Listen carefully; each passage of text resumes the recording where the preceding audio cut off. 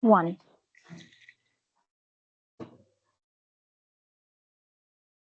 Good morning, good afternoon, good evening, everybody, wherever you are. I'm just going to give it 2 more minutes for people to trickle in, but we should be starting shortly. Thanks.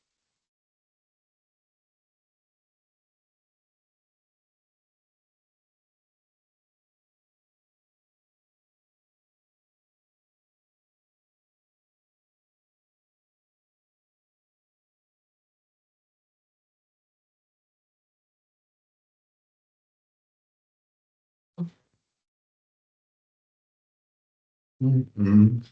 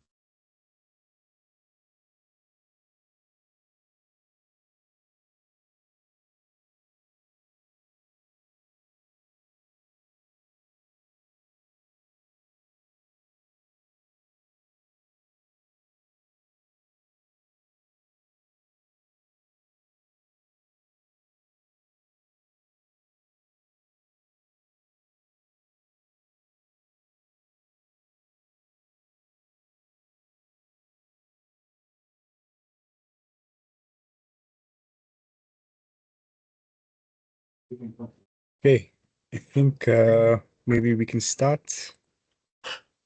Yeah. All right. Good afternoon, good morning, good evening, everybody. My name is Konish Naidu. I'm a green building specialist with UNEP, supporting the Global Alliance for Buildings and Construction, and I'm based in Nairobi.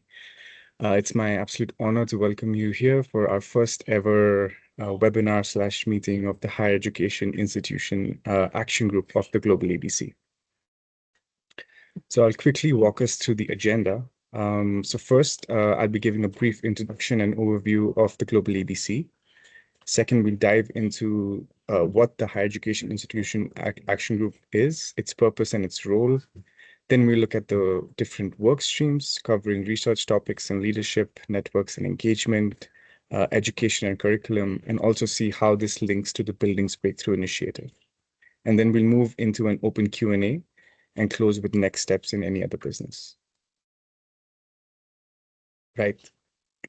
So founded at COP21 and hosted by UNEP, the Global ABC has over 382 members, including 71 countries, and it's the leading platform for all building stakeholders committed to a common vision, which is a zero emission, efficient, and resilient buildings and construction sector.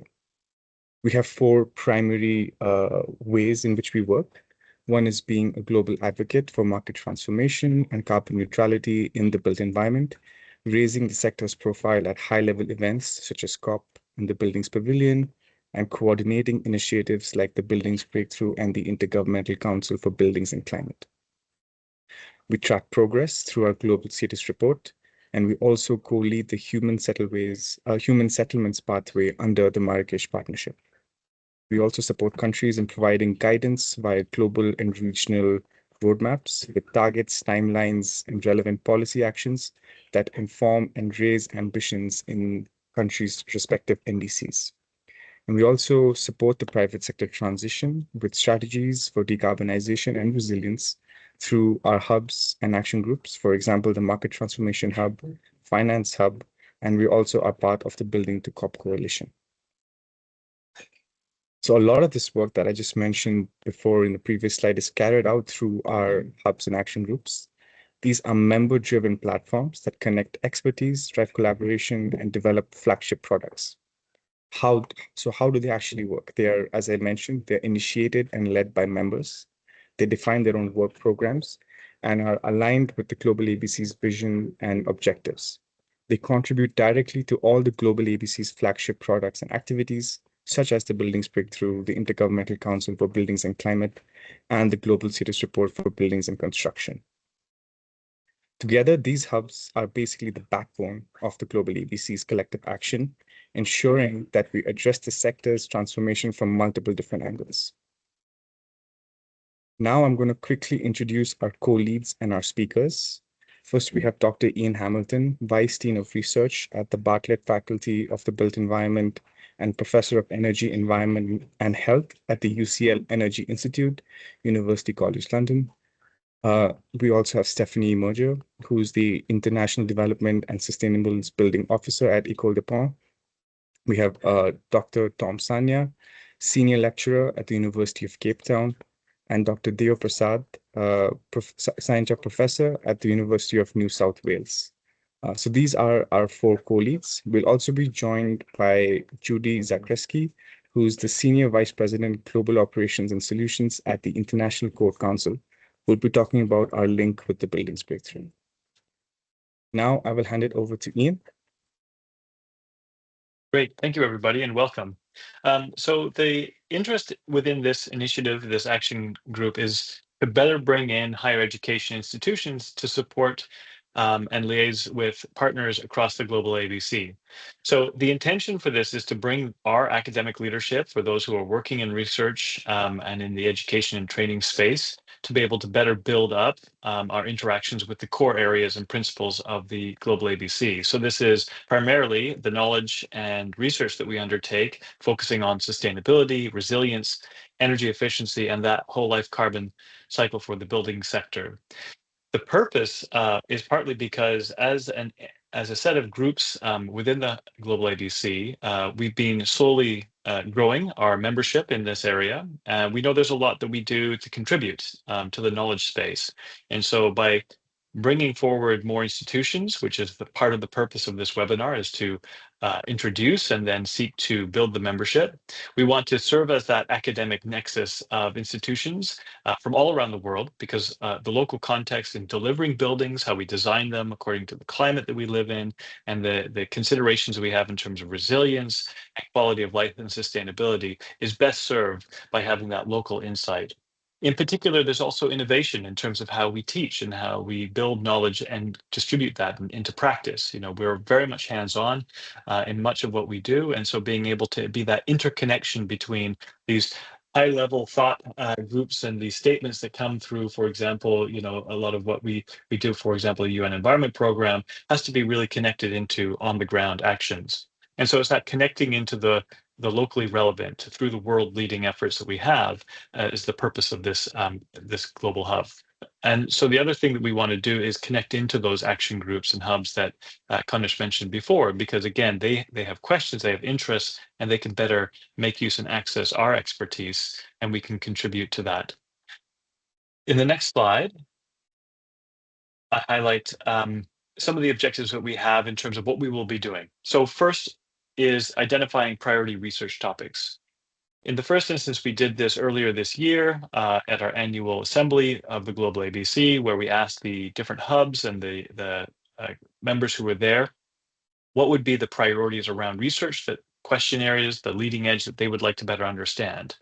And with that, our intention within this group is to be able to invite yourselves and colleagues to take leadership on a topic area, you know, an area that you and your team may be investigating and really want to see the learnings that you're making distributed and disseminated.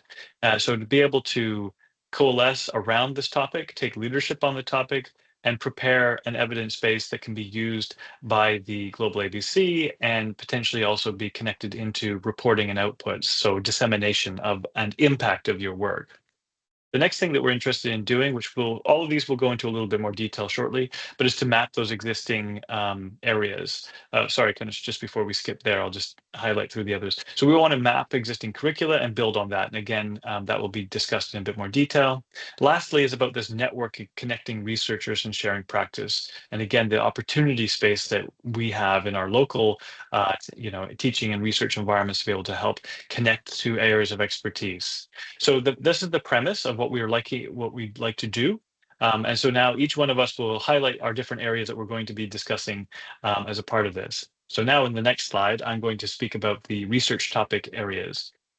So the aim of this is to bring forward, as I said before, the expertise that we have in terms of our research and teaching, and in particular to identify the research topics that we need to help disseminate, help build the evidence base for, so that decision makers, those in policy, and in particular the hubs, are able to move forward with this evidence base in mind.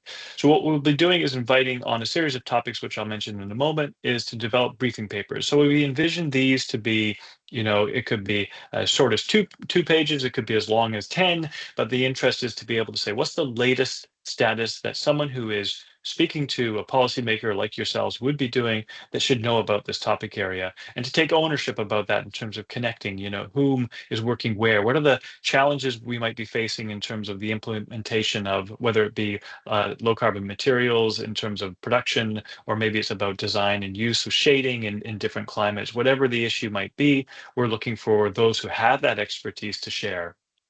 So one of the areas that we want to better support is the hubs. And the hubs are, for example, as mentioned before, it could be around data, it could be around finance, could be around skills and training. And we have knowledge that we can help provide to that. So they've raised a series of interest areas, which is in the next slide. But before going there, is we want to support those groups by helping them link their actions to the evidence that we are generating. And then secondly, with these types of outputs within the research areas, is to be able to prepare and produce review papers for publication with the Global ABC. Again, this is about compiling evidence that's available, and the opportunities then of including this in reporting such as the Buildings Global Status Report, to be able to, again, bring the latest and greatest to a broad readership. This is, our flagship publication leading on the building sector globally. So in the next slide, I think we have a few right. So how would we do that? Well, I guess that's more or less what I said. So the intention is to strike working groups, and these to be multi-topic, these to be focused on developing the briefing papers for you to meet, in let's say a semi-regular basis, to bring together the research. We would then look to have those submitted to ourselves and a review group that will be built from our membership, to then say, okay, this is the latest and greatest, and we'd be able to look at introducing that into the Global ABC's website platform. So if you go to the website, you'll see outputs, and there's all sorts of great content in there. So we would see our contributions from the HEI going into that. We'd also look at trying to make connection, as I mentioned before, to the Global Status Report, where these could include in, for example, chapters or developing new indicators that could be really framing the issue at a global audience level. So a couple of examples that have come forward in the next slide. When we canvassed across the assembly, there were interests around carbon and climate metrics. So, for example, what's the terminology? What would be the mechanism by which we measure different aspects of whole life carbon, different material types, etc.? What's the emissions and accounting source? This is one that was of interest. Another around circular economy, being able to identify not just existing materials and flows, but also those that are emerging, and how, for example, we could be more sensitive to local context and the use of bio-based materials or locally sourced materials, etc. Things around digitalization, data modeling, building passports. How is it that we're able to find examples of where data of analog, of digital, are being integrated together to be able to help make information more available for decision making, for research, for policymakers? Things around resilience and adaptation. Obviously we're contending with a changing climate. Our buildings are going to be at the forefront of that. And how is it that we might develop insights and understanding around resilience strategies, operations, being able to make use of early warning systems that might be available for different situations. Policy and governance, again, for example, how do we better integrate this knowledge base into the decision-making process? Are there examples of where we see that specific for the building sector that are highlights that we want to share to others? So I think there's a variety of things that we can do in this space and topic-wise, but we'll go through over the next couple months of this process of collecting people together and seeking out their interests to be able to lead on these topics. So on that, I will pass over to my colleague, Stephanie, who will talk a little bit about the curriculum aspects. Oh, pardon me, network areas. In which case, I apologize, it's Yeah, Tom. it would be Tom. I'll Yes. go for the rest. Hello, Tom Sanya. Oh, hello. Thank you. Yes. So in the HEI, I'm looking at establishing networks, and as Ian mentioned above, and this is really to get us to have platforms for engagement, and it's essentially to identify and empower regional leaders to engage their networks of practitioners. And so let's say you're from Northern Africa and you could be based in Niger, for example, and you identify your practitioners who are interested partners and interested students who could work to support our objectives. And the other is to develop regional networks that respond to and support information supply and information and dissemination, meaning that we need to match information to need, because there's a lot of research, there's a lot that has been done, both in teaching, but also in finding new knowledge and practices, best practices, and so on. And some of it is not known even within countries, and is to find a network where we know where the need is so that we can match expertise, leading expertise internationally, but also which is locally responsive to particular needs across the globe. Can we go to the next slide, please?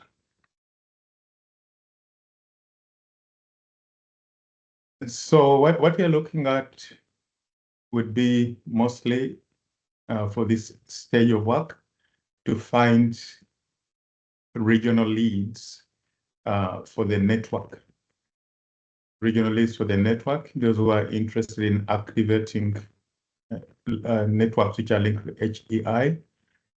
And their immediate activities would include seeking those who are interested in taking part and receiving information from the GlobalABC activities and information, particularly the higher education initiative, and creating a directory of those individuals in the different parts of the world, so that we can link the directories and the sub-networks into the most central offering, which would also widen our opportunities and possibilities for collaboration. And then finally, to have a marketplace or a forum serving three purposes. One, matching training expertise and resources to needs. So many of you are in this group. The Higher Education Initiative are qualified and are offering courses. Some of those are to university level, but some of those are micro-credentials and some of them are policy focused. And there's quite a lot of need in all the countries because of the nationally determined contributions to climate reduction, and so there is a need for this kind of expertise. And then finally, rather a second item there is to share leading international and locally relevant knowledge. So once the network is created, I mean, what's the point of having all this knowledge, not sharing it? So in local places, there's a lot of knowledge, and also internationally, there's a lot of knowledge. But how can we bring that knowledge from different local places and give it a global presence? And also, how can we get things which we have sourced internationally into a local presence where they are locally relevant? Yeah, and finally, this like some kind of open-ended place where you can have ongoing question and answer and discussions, a sort of a chat group, and linking people, and also igniting different ideas among people and different ways of doing. Thank you, Konish.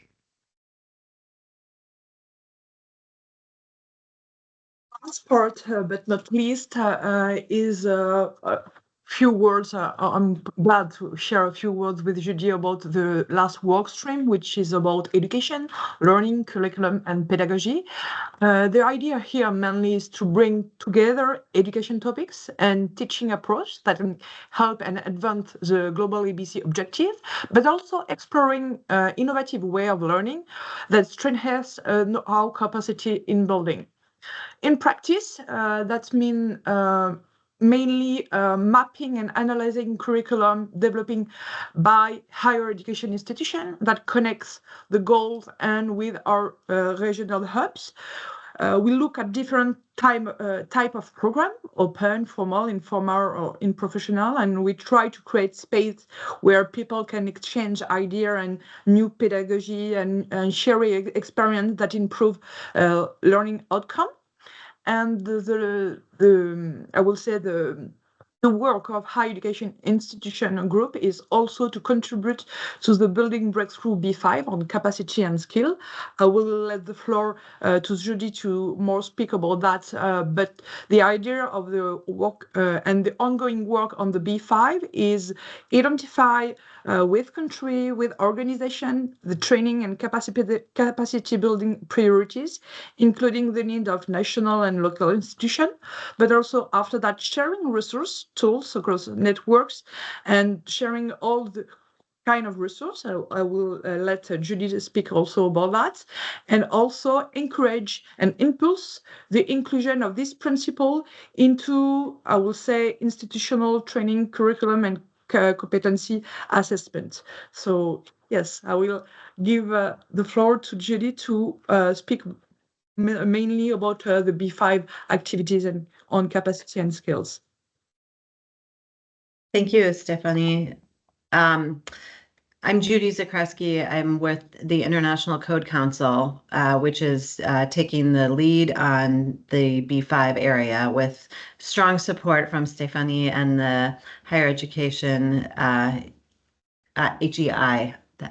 I'm sorry, I forget what the I stands for, but we're getting great help from them because what we're trying to do and what we are doing in the priority action area 5 on capacity and skills is to basically build a clearinghouse of training programs that currently exist from governments and institutions around the world that will help with achieving NZERB goals, the nearly zero energy and resilient buildings. I'm sorry, it's very early in the morning for me.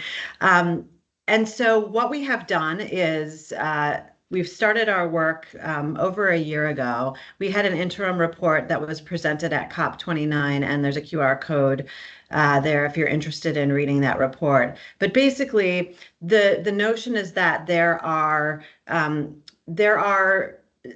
programs that have been developed around the world, and there's no way of knowing whether a program exists, whether a training program or a tool exists that your country or your institution or your government needs to build capacity, whether it's institutional capacity or personnel capacity. And rather than sort of starting from scratch in every country or every government around the world, it would be nice to have a place to start to see if there's something that already exists that can be used off the shelf or that can be modified, which is or translated, which is often easier than starting from scratch. And so that's the notion of sort of creating this this stakeholder or this clearinghouse that will be free. It will be curated but not endorsed, right? So we'll pull together the resources that people are submitting, but we're not endorsing them, and we're not providing a consulting service to walk users through how they would use the tools. We're simply providing a starting point. And so there's all kinds of needs around the world to build capacity for NZERB, to achieve NZERB goals.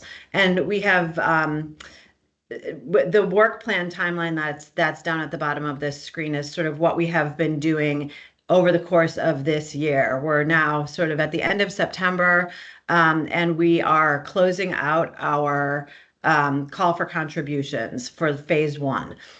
what we've done is identify through a series of outreach to the broader stakeholder community, and then specific one-on-one interviews with the national government members of the B5 working group to understand what the greatest needs are, so that we can start with a sort of bite-sized launch. And so we've identified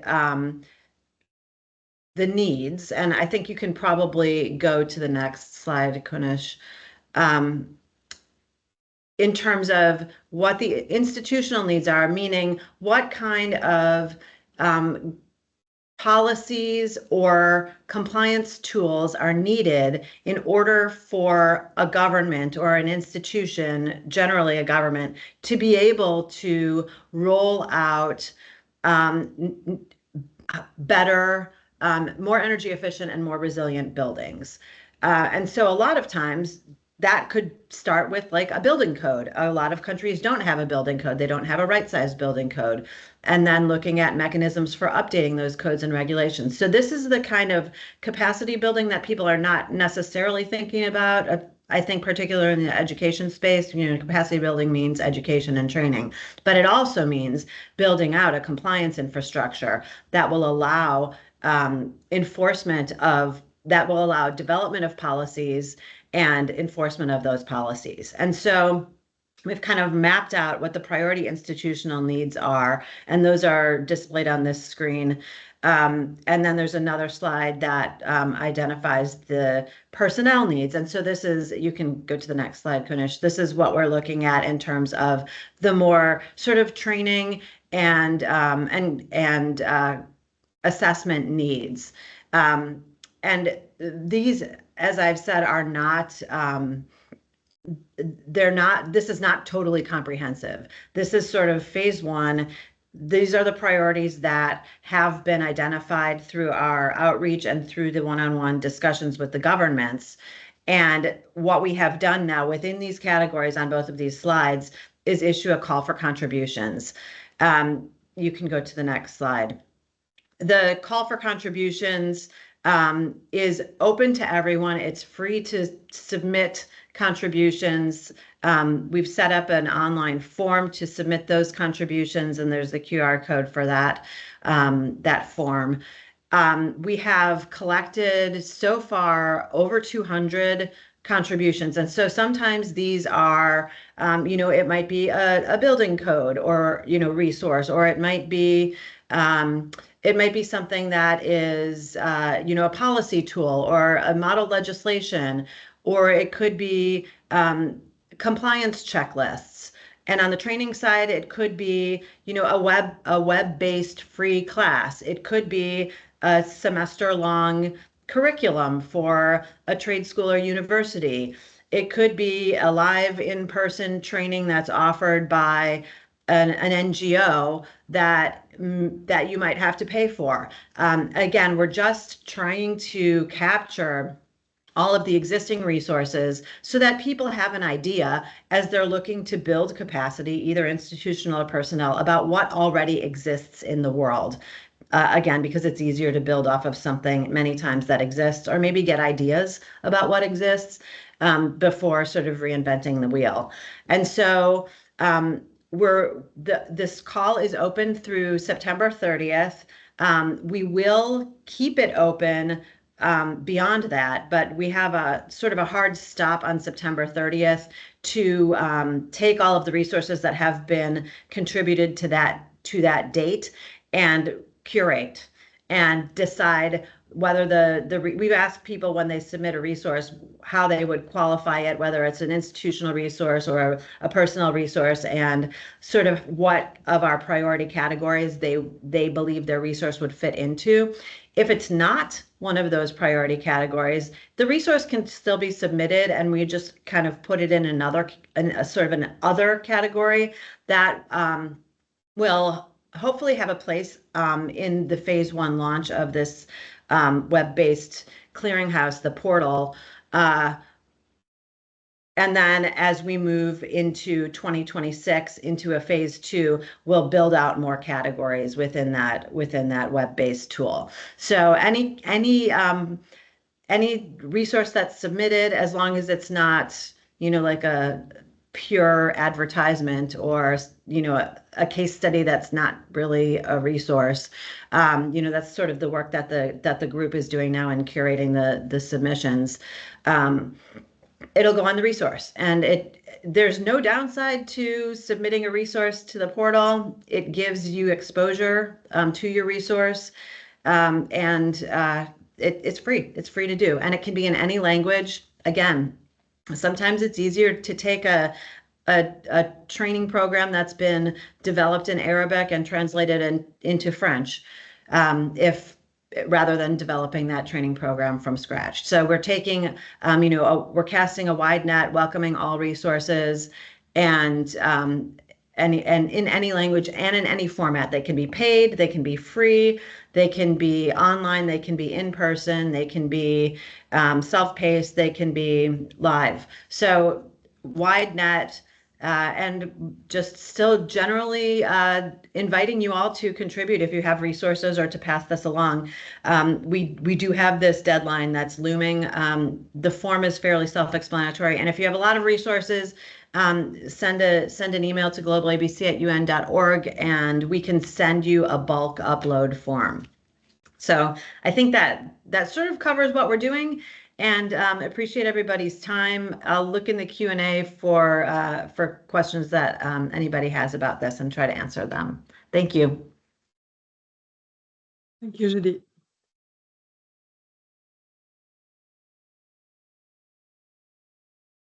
Thank you very much, Judy and Stephanie. That's really great to hear about the actions for the building breakaway on this. So this is our kind of moment of next steps. So the intention here is that we would be obviously circulating these slides, and in particular, this QR code to help encourage sign up to join the HEI action group. We would like to have a meeting following COP30 once we have, as I mentioned, broaden the membership a bit further, and then from there to start to go through the work plan that we are developing. So the intention is to identify topic leads on one hand, to help start pulling together evidence for which the upcoming Buildings Global Status Report and supporting activities around that could be one of the output areas, but also for the General Assembly to be able to connect into hubs in the lead up as well. So we'll have a recruitment drive, as it were, and an interest drive to be able to connect you into that. And likewise with the curriculum and education, as Judy mentioned, please do over the next few days, if you can, share that link to get colleagues to highlight their areas of education and skills training. So that's more or less where we're at. The next items coming up are really question and answer. So for those who have questions, you can either put them in the chat, or you can, Kanesh, I'm not sure if there is a raise hand approach here, but maybe you can help tell us how the process should work on the Q&A. Yeah, thanks, Ian. No, I mean, so if anyone wants to raise their hand, we can definitely please do that, and then we can unmute them. But I see some interaction in the chat about colleagues submitting things for responding to the call to contribution that Judy mentioned. So Judy, there's some questions here. Okay, great. I see Judy responding. But yeah, colleagues, if there's any questions, please feel free to raise your hand, and then we can unmute you and we can start a discussion as well.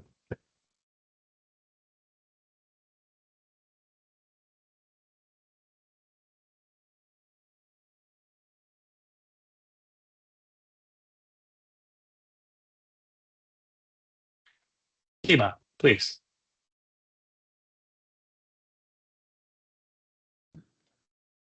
Yeah, sorry, took some time to unmute myself. Thanks for the presentation. And yeah, I just want to emphasize the work that we're doing as well under the Buildings Breakthrough. Sorry, I'm Dima, coordinating the Buildings Breakthrough.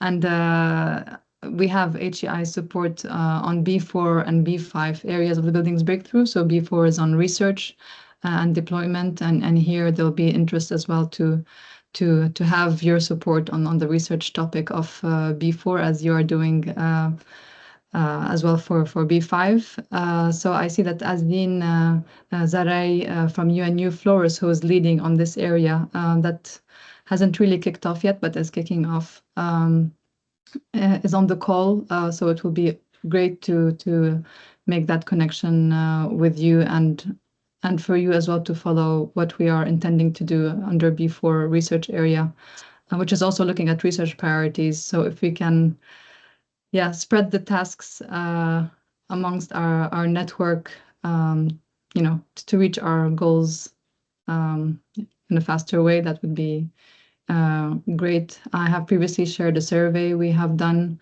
on research priorities with you. So if there's any information there from the results that could be helpful as well, if it aligns with what you are intending to do, then that's great. And we will keep you informed as we progress with our B4 area. Thanks. Great, thank you very much.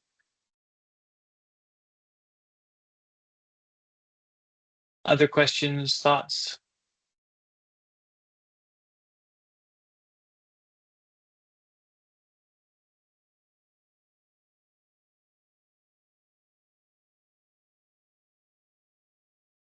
Carlos, please.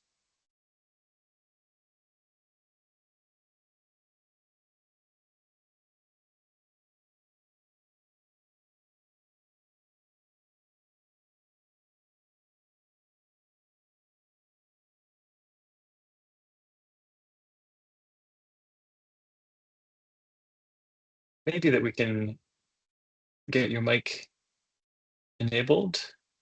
It's enabled. So perhaps it's on Carlos, your side.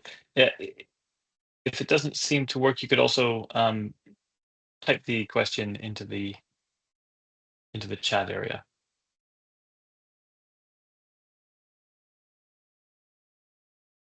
There we go.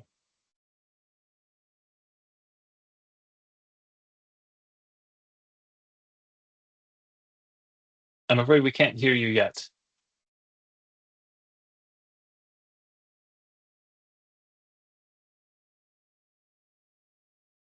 Well, hopefully we can get that. If not, as I say, Carlos, it would be great if you wanted to type your message in the chat, and then we can answer it that way. And for anybody else, likewise, if you have thoughts or questions, you can put it in the chat. And don't feel compelled that if for some reason you thought of something later on after the webinar closes, we can always you write to us and happily to respond on that.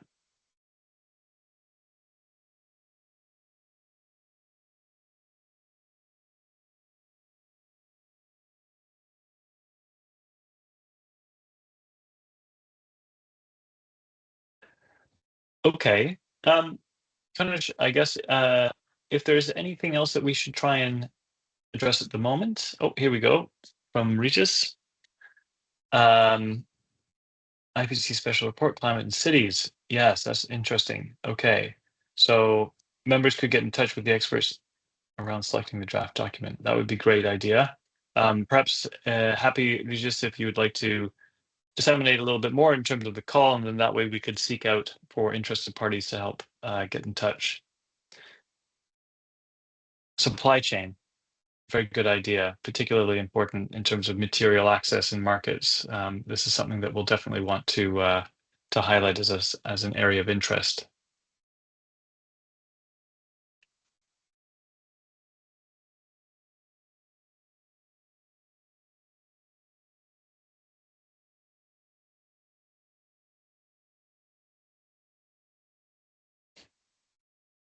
If I may, Ian, I also just wanted to jump in and also like kind of complement some of the other efforts that we're doing. We're also really looking to understand research needs of countries, because like where I sit sometimes in Kenya, for example, they're producing. I mean, they're formulating a new green building standard.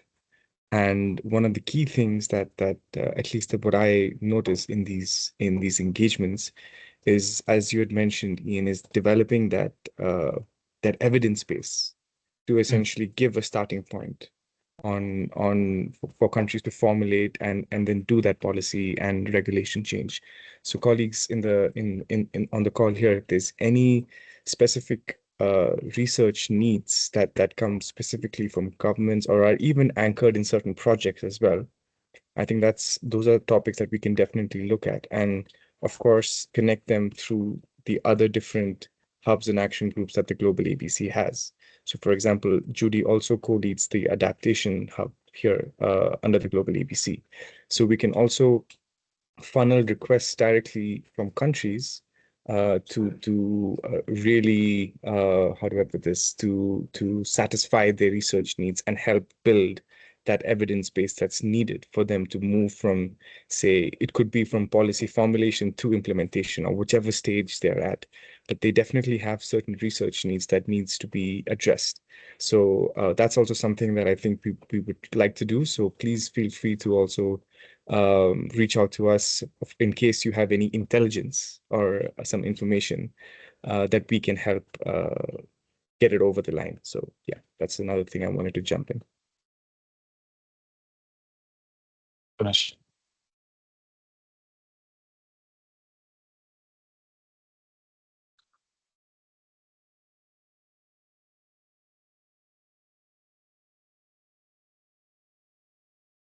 Tom, did you want to?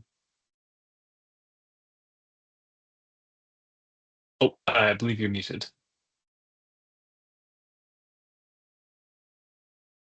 So we have you know, because we kept our contribution quite you know, at a strategic level, because we were expecting that there would be a lot more contributions. But I'm also interested in like now at the moment just understanding what the members in the room feel they could contribute given what we have presented. Not you know, not to put anyone on the spot for that, but also to, because this is an opportunity we are all together, but also if there's anything at that strategic level that needs either reconsidering or inclusion. So that could be something as an open question to members in the audience. Thank you, Tom. So on that, any thoughts from the group around this?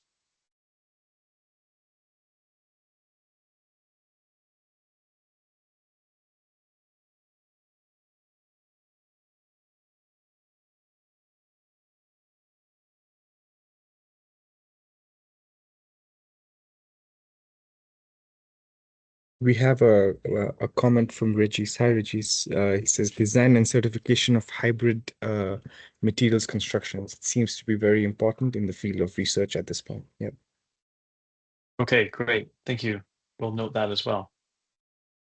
Yeah, I mean, the process that we're hoping to be able to identify, as you say, kind of topics of core interest, and then we can help to identify and build out groups who are willing to take that topic area on to bring the latest.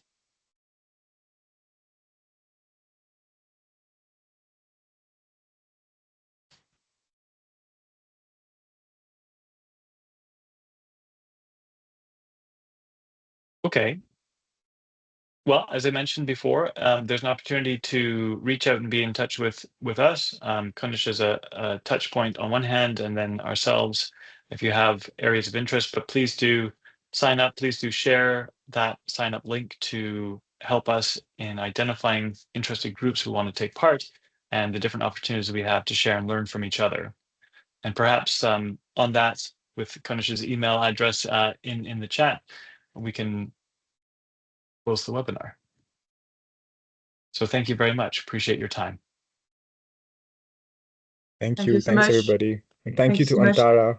Thank you to Antara for helping us with the comms and setting everything up. So thanks, Antara. Definitely. Thank you so much. Bye, everybody. And thank you, Judy, for your time and for your presentation on the training board. Yes, thanks everyone. Thanks, Thank you. Judy. Thank you all. Bye. Bye-bye. Bye-bye.